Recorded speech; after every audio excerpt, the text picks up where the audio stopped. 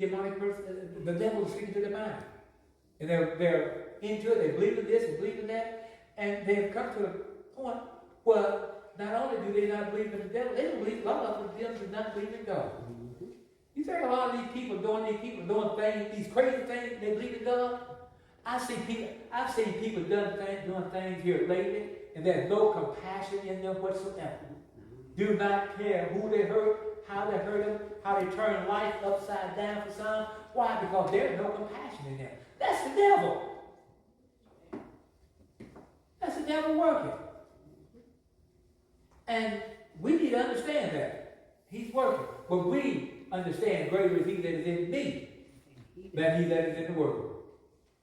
When we look at our world today, we see Ephesians 6 and 12, which says, for we wrestle not against flesh and blood, but against principalities, against the powers, against the rulers of the darkness of this world, against spiritual wickedness in high places. And sometimes people think, well, that's talking about the church. No, it's talking about the devil is a spirit. Well, let's get this right. The devil is a spirit. He has spiritual wickedness in high places. He has authority over some people in high places. We're dealing with spiritual wickedness in high places. It is not coming from the church. It is coming from the spirit of Christ, the Antichrist, the Antichrist, the Antichrist. It's not coming from Christ. It's coming from the Antichrist. It's coming from them who do not believe in God, have no compassion whatsoever. That's where it's coming from. And that's what we need to get back to. Stop saying, well, it's the church. No, they talk about church folks. No, they're not. They're talking about spiritual being. The devil is a spirit. Demons are spirit. Those little imps we hear about are spirit. Those demons are spirits. Demonically filled people, they're spirits. Spiritual wickedness in high places. And those demonic spirits are in high places. That's what the Bible says. Did I read that right? For we wrestle not against flesh and blood, but against principalities, against powers, against the rulers of the darkness of this world, against spiritual wickedness in high places. Yes, he has entrenched himself in high places. Wow. A lot of times people preach, well, that's talking about in the pulpit. No, it's not. It's talking about out there in the world. It's not, look. We're not fighting here in Ephesians 6. We're not fighting against one another. We're fighting against spiritual wickedness in high places. This is why I said, put on the whole arm of God, that you may be able to fight against the wiles of who? The devil.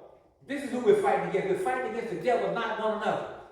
We're fighting against demonic spirits, not heavenly spirits. This scripture is dealing with a demonic spirit, not a heavenly spirit. Do we understand? that? Amen. Comments. But all we need is a Jesus. This is why the Father took this young man, brought him to Jesus, and look what happened. Jesus healed. Comments? Question? Next outline. Mark 10, 46 through 52. Mark 10, 46 through 52. And they came to Jericho. And as he went out of Jericho with his disciples and a great number of people, blind Bartimaeus, the son of Timaeus, sat by the highway side begging. And when he heard that it was Jesus of Nazareth, he began to cry out and said, Jesus, thou son of David, have mercy on me. And many charged him that he should hold his peace, but he cried the more a great deal, thou son of David, have mercy on me. And Jesus stood still and commanded him to be called. And they called the blind man, said to him, be of good comfort, rise, he calleth thee.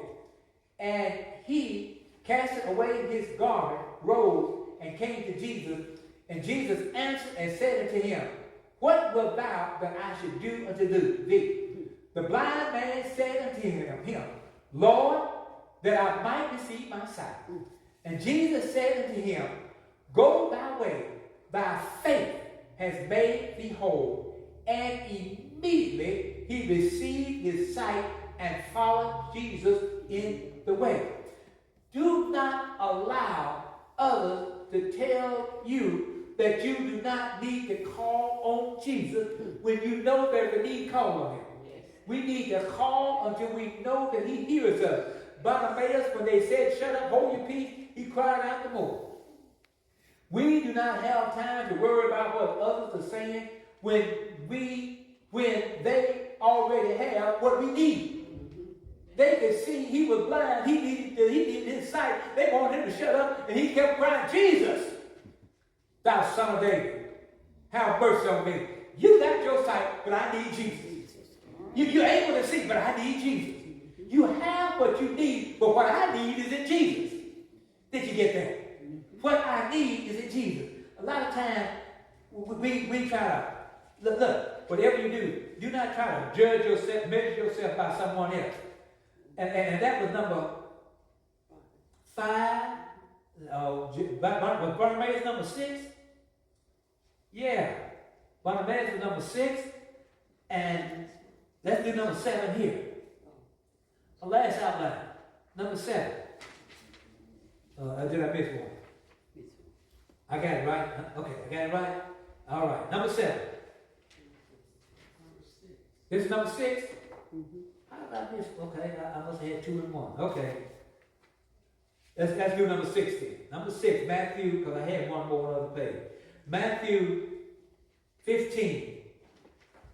Matthew 15, 22 through 28. Matthew 15, 22 through 28.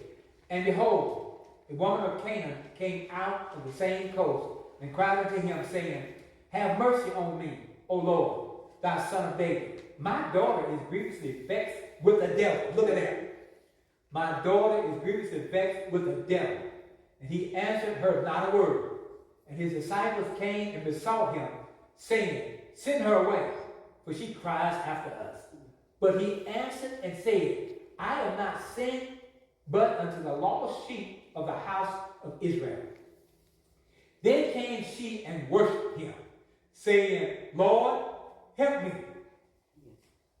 But he answered and said, "It is not meet to take the children's bread and cast it to dogs." And she said, "True, Lord.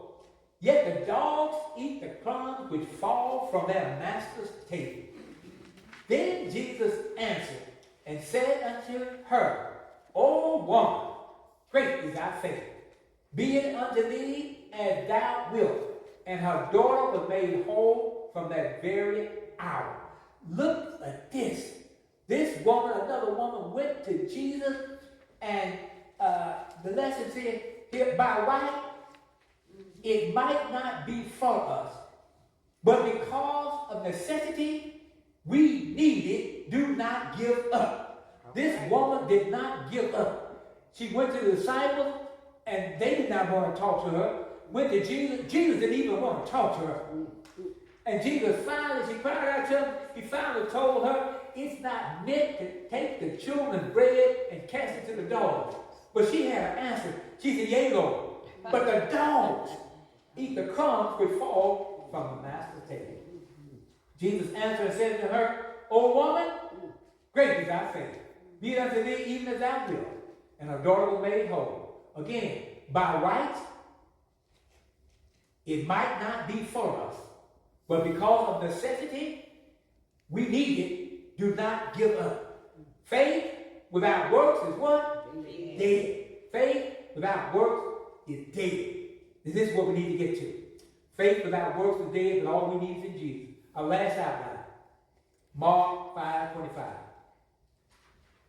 And a certain woman, which had an issue of blood 12 years, and had suffered many things of many physicians, and had spent all that she had, and was nothing better but grew worse, when she had heard of Jesus, came and pressed behind him and touched his garment, for she said, "If I may touch but his clothes, I shall be whole." And straightway the fountain of her blood was dried up, and she felt in her body that she was healed of that plague. This woman knew she could be healed if she could touch his garment.